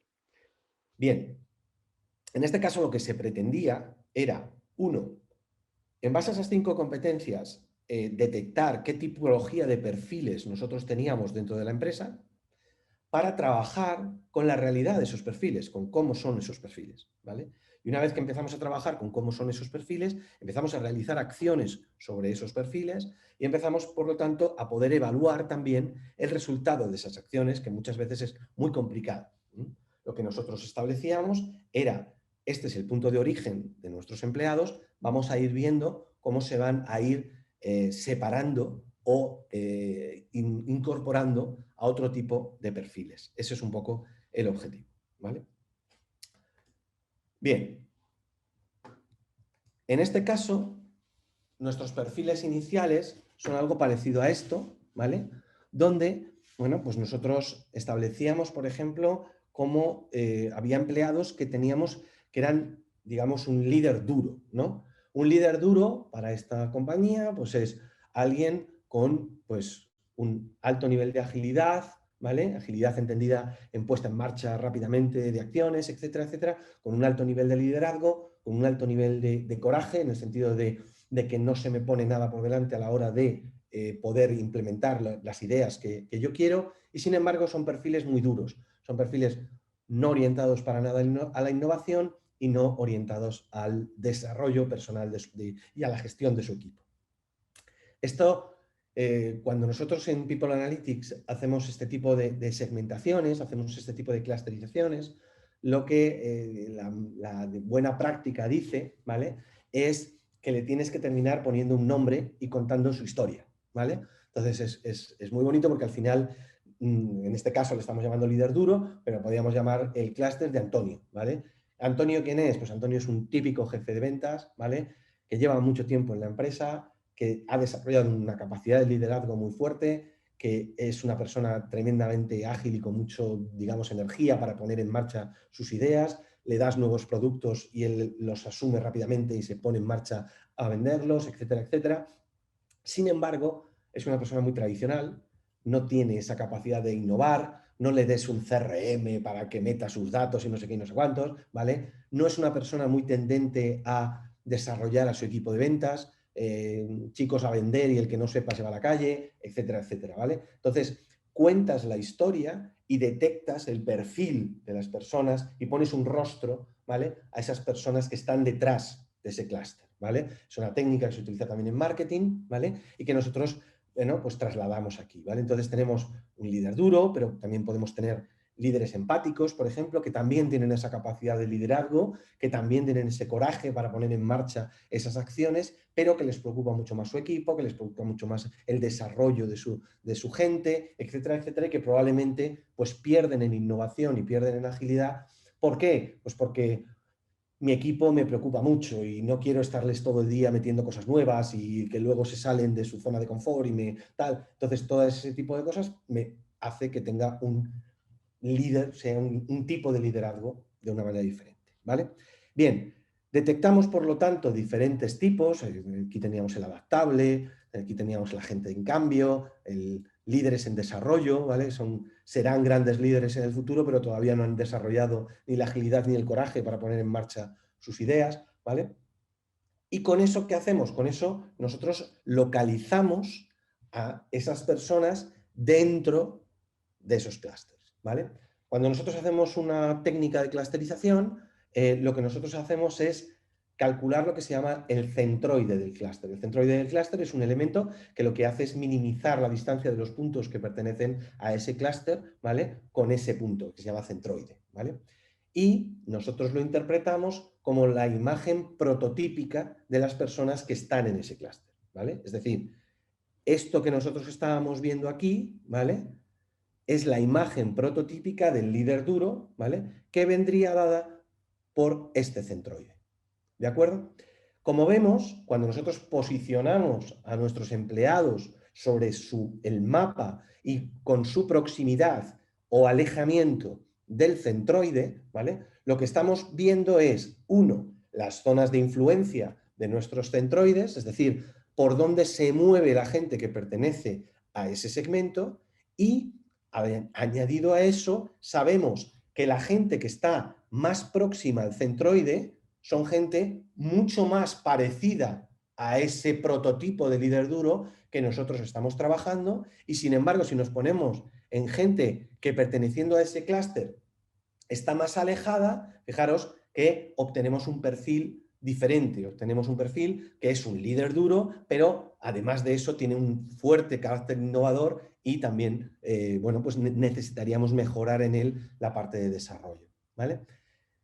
¿Qué es lo que nos permite esta visión? Lo que nos permite esta visión es encontrar colectivos de zona gris, ¿vale? Serían aquellos que se mueven, ¿vale?, y tienen perfiles mucho más adaptables a los diferentes clústeres, ¿vale?, y empezar a seleccionar a la gente con la que quiero realizar diferentes tipos de acciones que vayan orientadas a mejorar determinadas competencias que son las que ellos necesitan, ¿vale? No será lo mismo trabajar con el grupo de líderes, de gente próxima al centroide de líder duro, ¿vale?, que trabajar con gente que se mueva por aquí, ¿vale?, donde ya estamos viendo otro tipo de perfiles, ¿vale? Entonces, ¿qué es lo que hacemos? Implementamos, empezamos a desarrollar nuestros procesos de gestión de recursos humanos, nuestras acciones transformadoras. ¿Y qué es lo que hacemos con ello? Lo que hacemos con ello es una vez que nosotros vamos transformando nuestra compañía, lo que vamos a ir viendo es también si estamos generando ese cambio. ¿Y para cómo generamos ese cambio? Generamos ese cambio volviendo a medir esas competencias pasado un tiempo. Pero volvemos a medir esas competencias pasado un tiempo y las comparamos con de dónde viene mi empleado, cómo era el clúster al que pertenecía y dónde se posicionaban mis empleados. Y empezamos a ver ese movimiento que nuestros empleados pueden llegar a tener, ¿vale? En el que vamos sacando a la gente de ser líderes duros y les vamos convirtiendo, les vamos haciendo otra cosa. Empezamos a ver nuestra compañía en movimiento. Empezamos a ver de dónde vienen nuestra gente y si realmente las acciones que nosotros estamos realizando con estas personas están moviendo a estas personas hacia la zona que nosotros queremos que vayan, ¿vale? O realmente, bueno, pues estamos dejando a la gente en el mismo sitio y siguen teniendo sus mismos cercanía al centroide que teníamos antes o no, o lo que sea, ¿de acuerdo? Entonces, lo que nos permite esta visión de clusterización es, por un lado, una detección de los perfiles reales que nosotros tenemos en la empresa, de cómo es la gente que nosotros tenemos en la compañía. No estoy buscando el superlíder, ¿vale? Estoy buscando primero cómo son. Y luego ya voy a intentar convertirles en superlíderes, pero vamos a ver primero cómo son. Y en base a eso poder detectar que con unos tengo que trabajar de una manera y con otros tengo que trabajar de otra. Con otros tengo que hacer unas acciones diferentes que con otros y al final también tener la capacidad de ver cómo han evolucionado y cómo se han movido en ese mapa de centroides y de áreas marcadas por esos centroides que nosotros teníamos anteriormente, ¿vale? Este es un ejemplo, ¿vale? Que podéis ver para utilizar esto, para utilizar técnicas de segmentación aplicadas al mundo de los recursos humanos, ¿vale? Bien, vamos a seguir entonces y vamos a hablar ahora un poquito también de analítica de redes, ¿vale? Y de detección de roles ocultos, ¿vale? En este caso vamos a ver un ejemplo, bueno, no vamos a ver el ejemplo porque eso sería ilegal, ¿vale? Porque se hizo en la empresa, pero sí, vamos a utilizar un ejemplo de demo, ¿vale? En donde lo que hicimos fue una analítica de redes basada en el estudio de comunicaciones por mail y una convocatoria de reuniones, ¿vale? Lo que se trataba era de encontrar unos responsables de transmisión de conocimiento, ¿vale? Que deberían de estar volcados en trabajar con una serie de equipos, ¿vale? Transmitiendo determinadas ideas y transmitiendo determinados conocimientos, ¿vale? El estudio no solamente permitió verificar si esos perfiles digamos, realizaban su trabajo de una manera más o menos adecuada y estaban fundamentalmente trabajando con los equipos que tenían asignados para hacer para ser esas correas de transmisión del conocimiento, en este caso desde España a Iberoamérica, sino que lo que trataban, lo que nos permitió también incluso es detectar a otros empleados que cumplían determinados roles que son también muy importantes en la organización y que sin embargo la organización ni siquiera sabía que estaban cumpliendo con esos roles, ¿vale? No estaban detectados por la organización y por lo tanto eran talento oculto que en un determinado momento, bueno, pues si se te va de la empresa, pues puede ser algo tremendamente complicado, ¿vale? Bien, vamos a ver entonces sobre un dataset de ejemplo que simula ser un departamento comercial. Vamos a ver qué tipo de técnicas y qué tipo de visión se tiene cuando uno está haciendo una analítica de redes corporativas, lo que se viene a llamar ONA, ¿vale? Si buscáis documentación sobre esto en Internet, ¿vale? Bien, si nosotros lanzásemos una analítica, o sea, un dataset y dijéramos y empezáramos a visualizar, este se comunica con este se comunica con este, y este con este, y este con este, ¿vale? Nosotros obtendríamos un diagrama, pues, realmente muy parecido a esto, ¿no? Algo absolutamente indescifrable, donde pues tenemos muy poca capacidad de entender qué es lo que está pasando en esta organización. Yo ahora mismo no sé nada, no sé ni quiénes son las figuras más importantes, ni quiénes son las figuras menos importantes, ni cómo se organizan los equipos, ni nada de nada, ¿vale? Entonces, lo primero que hacemos en una analítica de redes es trabajar lo que se llama la topología de la red, tratando de encontrar algoritmos que lo que hacen es colocarnos los nodos normalmente más cercanos a aquellos nodos en los que trabajan o se conectan de una manera más habitual y separarse de aquellos nodos con los que no trabajan y no están conectados, ¿vale? Se utilizan algoritmos de layout, en este caso vamos a utilizar un force atlas, ¿vale? Vamos a marcar que no se me solapen los nodos y vamos a marcar estos dos, ¿vale? Le damos ejecutar y fijaros cómo ya la red ha cambiado, ¿vale? De momento veo por ahí algunos nodos que son estos puntitos de por aquí que no están conectados con nadie, ¿vale? Que bueno, pues probablemente en el dataset pues se hayan seleccionado pero no tengan interés, ¿eh? Pero sí que empiezo a ver, ¿vale?, cómo dentro de mi red existe pues, un colectivo bastante integrado por aquí y muy desconectado del resto de la red, ¿vale? Por aquí tengo otro colectivo que trabaja de una manera bastante clara conjuntamente, otro equipito más pequeño por aquí, otros equipos por aquí, ¿vale? Por aquí más, en estos dos sí que parece que existe más integración, ¿vale? Y empezamos a ver nuestra compañía de una manera diferente, ¿vale? Aquí yo no estoy viendo departamentos, estoy viendo gente trabajando, gente relacionándose entre ellas.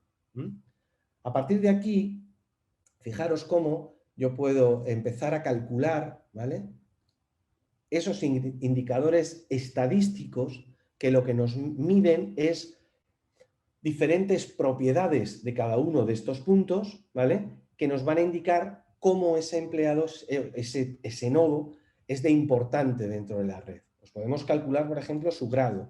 ¿El grado cómo se calcula? El grado es simplemente el número de conexiones que tiene, ¿vale? Podemos calcular, por ejemplo, lo que llamamos el diámetro de la red, ¿vale? Bueno, esto es una demo, ¿vale? Todo esto tiene una explicación mucho más compleja, ¿vale? Pero digamos que los grados de intermediación, de cercanía o de excentricidad, lo que nos van a medir de una manera matemática es cómo ese nodo, ese empleado en la red, digamos, es un nodo que realiza un rol de conexión de grupos dentro de la red que no están conectados entre sí. Eso es lo que llamamos el grado de intermediación. Cuanto más grado de intermediación tú tienes, eres un nodo mucho más conector de colectivos que no se hablan entre sí si no es por ti, ¿vale? Y que puedes, evidentemente, generar un problema de desconexión si en un determinado momento te vas de la compañía. Los grados de cercanía o de excentricidad lo que marcan es si el empleado es un nodo central, es alguien que está integrado dentro de la red, o si por el contrario es excéntrico, está fuera, se comunica prácticamente con uno o con dos compañeros y no habla con nadie más. A partir de aquí, ¿vale?, vamos a calcular la excentricidad, ¿vale?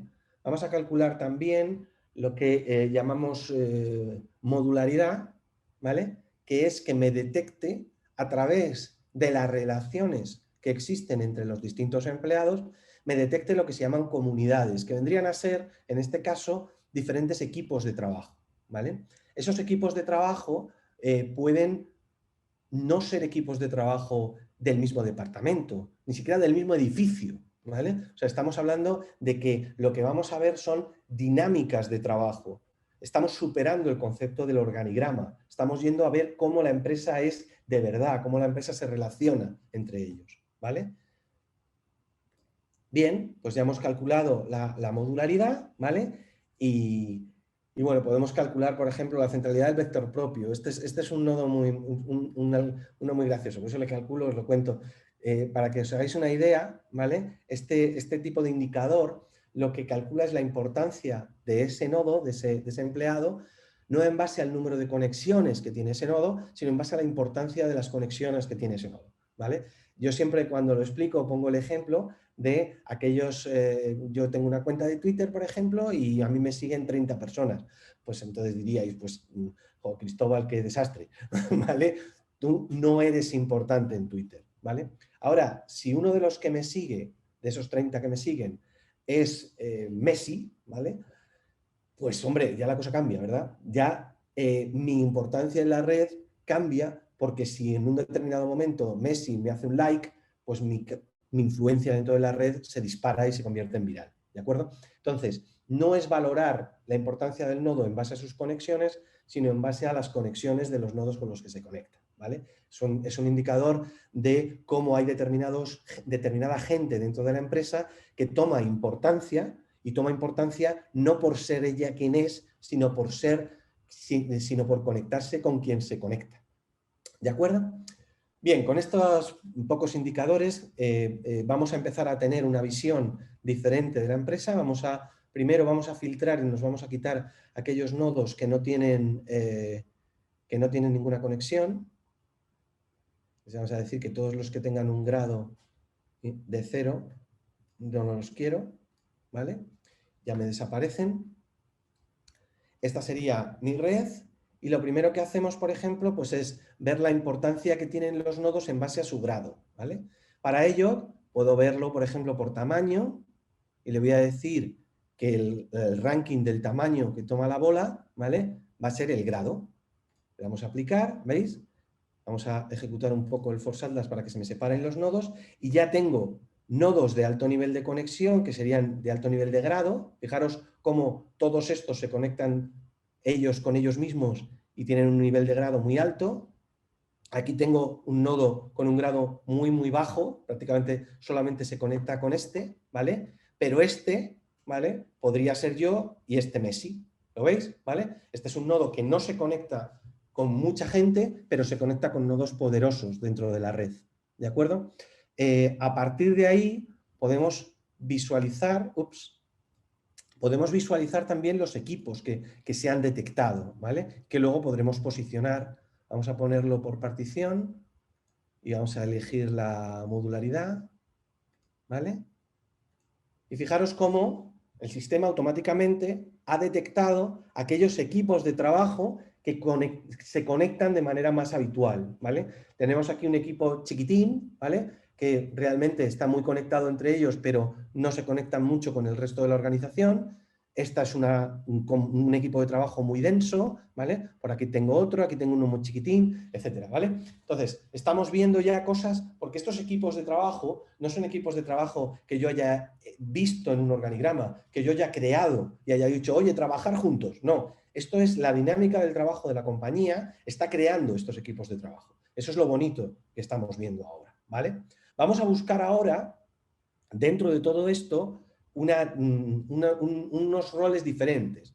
Vamos a buscar esos roles que tienen unos niveles de intermediación muy altos, nodos que se dedican a conectar partes de la red que sin ellos estarían desconectadas, ¿vale? Gente que lo que hace es conectar equipos de trabajo que sin ellos estarían desconectados, ¿vale? En ese caso, lo que vamos a buscar es la intermediación, el bitwitness, ¿vale?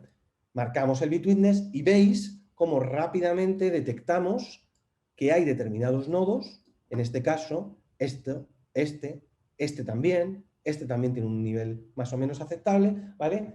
Que realizan esa labor, ¿vale? Que están coordinando y que se conectan, se mueven conectando diferentes equipos de trabajo, ¿vale? En este caso es un nodo absolutamente vital para la conexión de estos dos componentes de nuestra red, que son esta parte de aquí abajo y esta parte de aquí arriba, ¿vale? En este caso, ¿vale? Vamos a empezar a intentar ver qué está pasando, ¿vale? Oye, la configuración de esta red, ¿vale? ¿De qué depende? ¿Por qué se han organizado así? Y eso nos lo plantea el siguiente paso, que es cuando nosotros ya cogemos nuestra analítica de redes, cogemos nuestros equipos y nuestro funcionamiento y le ponemos encima información de negocio. Vamos a ponerle ya cosas que son de cómo es la realidad de mi empresa. Entonces, yo puedo decir y le puedo decir, oye, pues mira, ahora el color lo vas a hacer, vamos a ver si es que los hombres se conectan más con los hombres y las mujeres con las mujeres, ¿vale? Entonces aquí ya tengo información de la empresa posicionada sobre la red que lo que me dice es que el género no influye, ¿vale? Estamos viendo que hay hombres y mujeres en todos los equipos de trabajo y que no hay equipos de trabajo especialmente masculinos o especialmente femeninos, ¿vale? Podemos ver, por ejemplo, si el producto que venden, ¿vale? Está afectando, ¿vale? Es un departamento comercial, ¿vale? Y, bueno, pues cada uno de esos comerciales está especializado en la venta de un determinado producto, ¿vale? Pero, bueno, pues vamos a ver si se están agrupando según el producto que venden, ¿vale?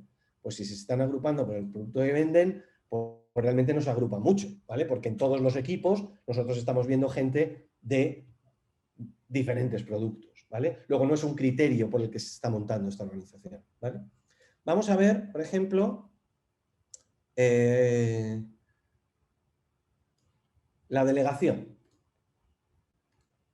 Si vemos la delegación, ¿vale? Sí que empezamos a ver algo. Empezamos a ver que este equipo de trabajo es un equipo de trabajo formado fundamentalmente por gente de Reino Unido y gente de Estados Unidos, ¿vale?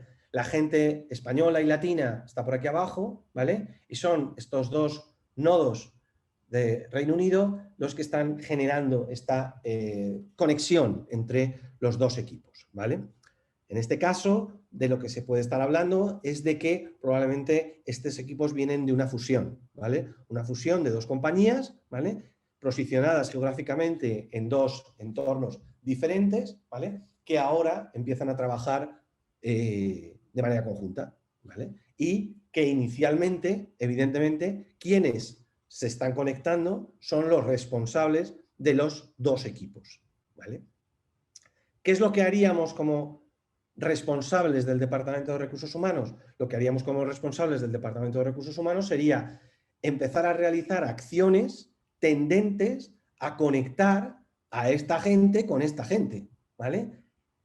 ¿Qué tipo de acciones? Pues eso ya se verá, habrá cursos de formación, habrá ejercicios de team building, habrá cosas que nos permitirán que estos dos equipos, esta distribución de nuestra red empiece a cambiar y empiece a existir una mayor conexión entre esta gente y el resto de la red, exactamente igual que existe por aquí, ¿vale? También podría, viendo esto, decidir, oye, este equipo, ¿por qué está aquí tan aislado? ¿Vale? Vamos a también a realizar acciones para que se vaya integrando más, porque además a lo mejor son un equipo más joven o algo así, que está realizando unas tareas que no requiere de una integración diferente con los demás.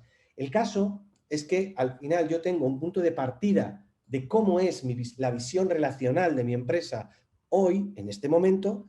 Puedo realizar acciones como Departamento de Recursos Humanos para cambiar cómo es esto y puedo obtener esta visión dentro de 3 meses y ver si esas acciones han cumplido lo que yo quería, ¿vale? Y han provocado esa integración entre los equipos, ¿vale? Y estoy viendo a mis empleados mucho más integrados, ¿vale? Esta es la visión relacional que yo os decía al inicio de la charla. Esta es la forma de ver la organización de una manera que no estamos acostumbrados a ver, de cómo ellos hacen y deshacen, ¿vale? De cómo ellos se conectan entre sí. Hay muchísimas más cosas que hablar sobre esto, de gente que es más demandada que demandante, que cumple un papel mucho más de repositorio de conocimiento donde la gente acude a él, etcétera, etcétera. Todo esto lo que nos permite es ver estas organizaciones nuevas, estas organizaciones cada vez más líquidas, donde las estructuras casi ya no existen, donde estamos hablando de estructuras mucho más horizontales, pero donde siguen existiendo tareas, equipos de trabajo que aparecen y desaparecen, etcétera. Necesitamos tener esa visión relacional, necesitamos obtener una visión diferente de nuestra organización y desde el Departamento de Recursos Humanos ayudar al negocio para que entiendan cómo son esas dinámicas y que pongan también sus remedios y sus cosas para poder mejorar la operativa de estas organizaciones, ¿vale?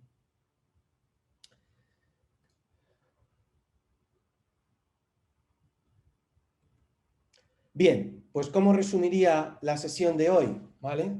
Yo os diría que si tenéis que contarle a alguien que os ha contado Cristóbal en estas 2 horas, ¿vale?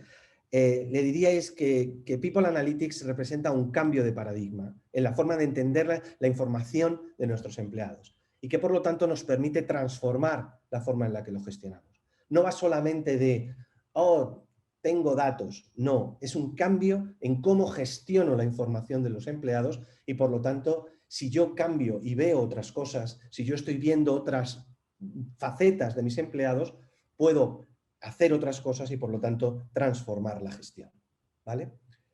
4 ideas para recordar. People Analytics. Tenemos nuevas fuentes de datos, nuevos sitios donde ir a ver, ¿vale? Esas informaciones no estructuradas, esas informaciones de redes, todo eso, ¿vale? Es lo que nos está permitiendo trabajar también de una manera diferente porque estoy viendo cosas que no veía, ¿vale? Puedo permitirme, y esa sería la segunda idea, incorporar evidencias objetivas cuando nosotros estamos viendo y perfilando a nuestros empleados. Ya no solamente las opiniones que en un determinado momento quiera incorporar sobre el comportamiento de este empleado dentro de la organización, sino tratar de detectar elementos que no sean discutibles, que vengan de una visión real de este empleado está haciendo esto y este empleado no lo está haciendo y por lo tanto son empleados diferentes, ¿vale? Un tercer elemento de esta visión de People Analytics es tener esa visión global del empleado, incorporar un montón de información que nos permita entender a nuestro empleado de una manera global. No somos una parte y otra parte y otra parte, somos la suma de todo y todas esas variables funcionando de una manera a la vez, ¿vale? Eso es lo que al final configura cómo es nuestro empleado dentro de nuestra organización. Y evidentemente, para trabajar con esas nuevas fuentes de datos, para incorporar esas evidencias objetivas y para tener esa visión global del empleado, necesitamos técnica, necesitamos herramientas y necesitamos técnicas analíticas como las que os he mostrado en la presentación de hoy, ¿vale?